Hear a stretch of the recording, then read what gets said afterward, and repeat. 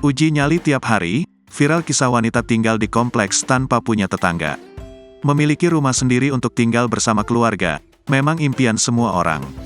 Namun bagaimana kalau ternyata belum memiliki rumah dan terpaksa kontrak rumah? Apalagi jika rumah yang dikontrak tersebut punya lingkungan yang sepi dan tak ada penghuni lain.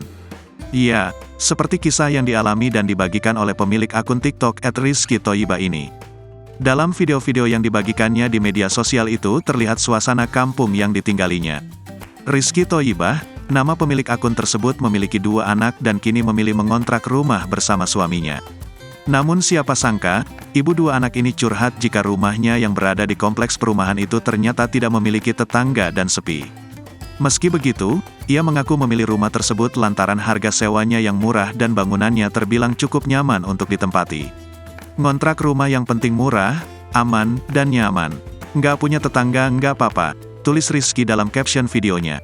Tampak jelas dalam video tersebut, Rizky memperlihatkan lingkungan sekitar rumahnya yang nampak lengang tanpa tetangga di samping kanan kiri dan depan belakang. Dalam video tersebut terlihat beberapa rumah yang sudah kosong, bahkan terlihat rusak pada bagian tembok dan gentengnya. Tak sampai di situ saja, rumah tetangga Rizky pun terlihat hancur lantaran terbengkalai. Tak hanya malam hari, pada siang hari pun perumahan itu juga terlihat horor. Dan yang mencuri perhatian lagi, jalan yang dilewati terlihat belum diaspal, sehingga makin memperlihatkan kesan mistis. Jangankan malam hari, siang hari pun tidak ada lalu lalang kendaraan, bahkan jauh dari keramaian hiruk-pikuk orang. Menurut Rizky, kompleks perumahan itu dulunya diperuntukkan untuk keluarga pegawai negeri. Namun lantaran banyak yang sudah memiliki rumah, mereka pun enggan untuk menempati kompleks itu lagi. Rizky pun menceritakan pengalamannya selama tinggal di rumah satu-satunya yang berpenghuni itu. Ia mengaku kerap mengalami kejadian mistis selama tinggal di rumah kontrakan tersebut. Ia menceritakan hampir setiap hari merasakan uji nyali meski siang hari. Apalagi saat awal-awal tinggal, anak-anaknya selalu menangis di malam hari.